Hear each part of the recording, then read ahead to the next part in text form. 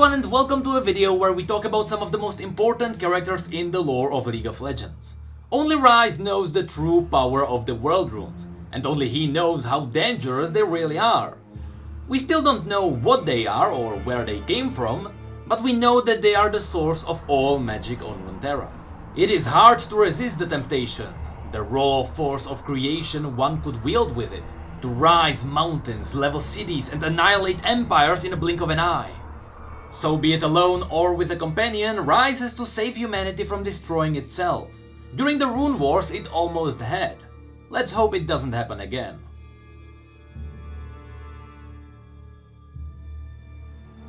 Ryze was just a young apprentice when he first learned of the arcane powers that had shaped the world. His master, a sorcerer named Tyrus of Helya, was a member of an ancient order whose mission had been to gather and protect the most dangerous artifacts in Runeterra. Ryze overheard Tyrus speaking in hushed tones with another mage, discussing something called world runes. When Tyrus noticed his apprentice, he abruptly ended the conversation, tightly clutching the scroll that never left his side.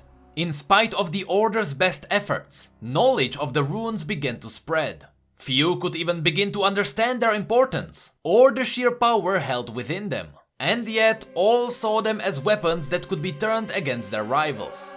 Ryze and Tyrus traveled between the various people of Valoran, trying to quell paranoia and encourage restraint. But over time, their missions became increasingly precarious, and Ryze could sense his master's growing desperation. Finally, in the Noxai territories where Ryze was born, the first cataclysmic blow was struck in what would eventually be known as the Rune Wars.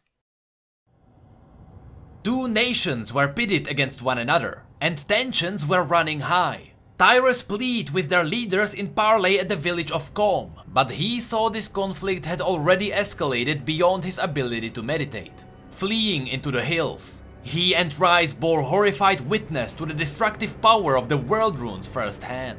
The earth fell away beneath them, the bedrock itself seeming to retch and squeal, while the sky above them recoiled as if mortally wounded. They looked back upon the valley where the rival armies had stood, and beheld insanity. Destruction on a scale so massive it defied all physical sense. The buildings, the people, all were gone. And the ocean, once a day's journey to the east, now rushed to meet them. Ryze fell to his knees and stared into the great hole torn in the world. Nothing remained, not even the valley he once called home. Open warfare soon raged across Runeterra. Ryze felt compelled to join the conflict, to pick a side and lend his magical strength to the cause. But Tyrus stayed his hand. The two of them had to guide others back toward peace, and pray there was anything left of the world by the time it was all over. Wherever they met those who held the world runes, Tyrus pleaded for restraint. Many were deeply sobered by the threat of total annihilation.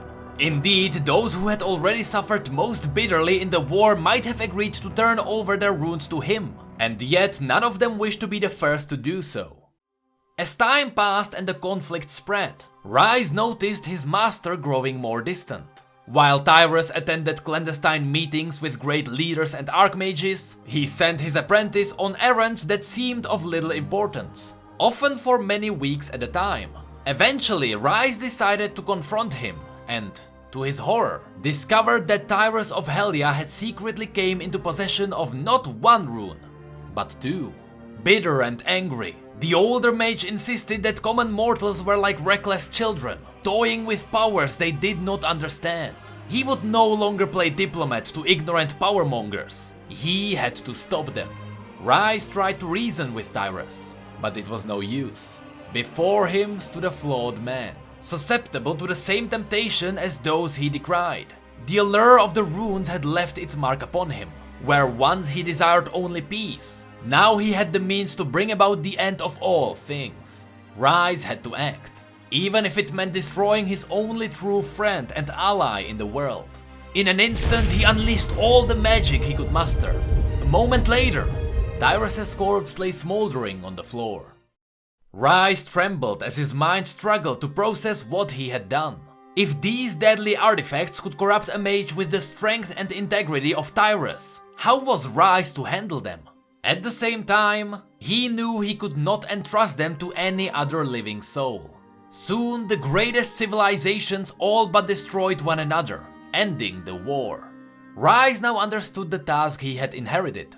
As long as any world runes remained unsecured, Runeterra was surely doomed. This knowledge was to become a lonely burden indeed, for ever since that day he has scouted the world in search of the last remaining runes.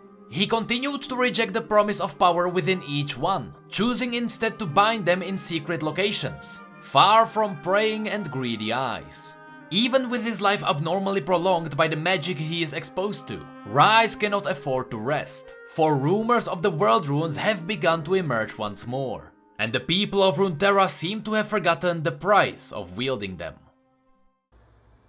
There is one thing I want to mention here. Ryze's master was from Helya, and he was from a cult that was hiding away powerful artifacts. We know that Helya was the capital city of the Blessed Isles, therefore there is a connection to Thresh, who was one of the wardens guarding these artifacts.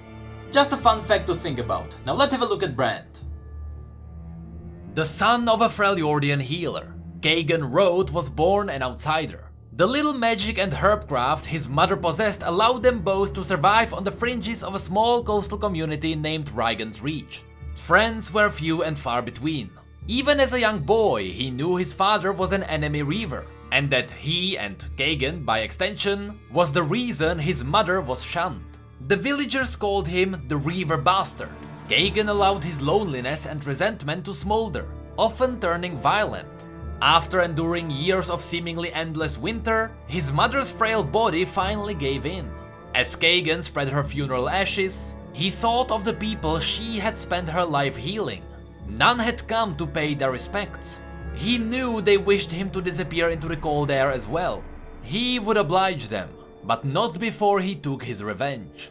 He burned down the village and fled into the night, leaving himself with scars that would never heal. Kagan wandered the frozen tundra of the Freljord. He told himself that he was searching for his father, but he knew deep down he was looking for a friend, or at the very least a kind face. Finding neither, he holed himself up in a cave and waited to die. It was not death that came to him, but another outsider. The mysterious mage named Ryze saw potential in this half-frozen young man and took him as an apprentice. Teacher and student struggled as Kagan's nascent, while the magic frustrated them both, and Ryze's requests for patience and humility often fell on deaf ears. Unfortunately, instructing Kagan would always come second to Ryze's original mission. He had long sought to collect and hide away a power that could be Runeterra's unmaking, the legendary world runes. After tracking down one such fragment, Kagan faced the same desperate temptation that had driven so many before him to madness. The runes were the source of all magic in the world, and against his master's warnings, he chose to seize that power for himself. Ryze was forced to watch in failure as his apprentice was burned away by the raw magic, Kagan's soul utterly consumed. The creature that was born in that moment was no longer the bitter young man Ryze had rescued from the snows, nor the Freljordian mage he had come to know as his friend. Rather, this vengeful being of fire and fury that now walked the mortal realm would eventually become known as Brand. Cursing his former master and every other living thing that would ever come between him and the runes, Brand lashed out with magical flames, and Ryze barely escaped with his life. Over the centuries since that day, Brand has lived an anarchic wildfire existence, taking and never giving anything back to the world. At times he blazes across the heavens like a comet, at others he sinks into the cold earth and slumbers, waiting for the unmistakable scent of magic that will lead him to another world rune. And should he find one, there are precious few in Runeterra with the power to stop him.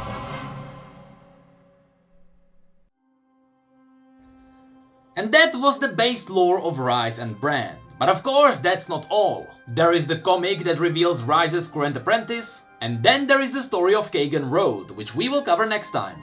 So if you enjoyed this video, you know exactly what to do. Of course, massive shout out to our patrons for going the extra mile, you guys are absolutely amazing. And with that, thank you all so much for being here and for your support, you know I really appreciate it.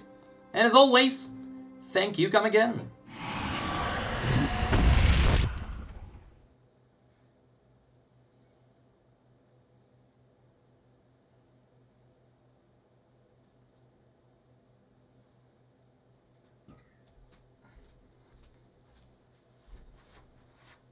Ah, there it is. That's the thing.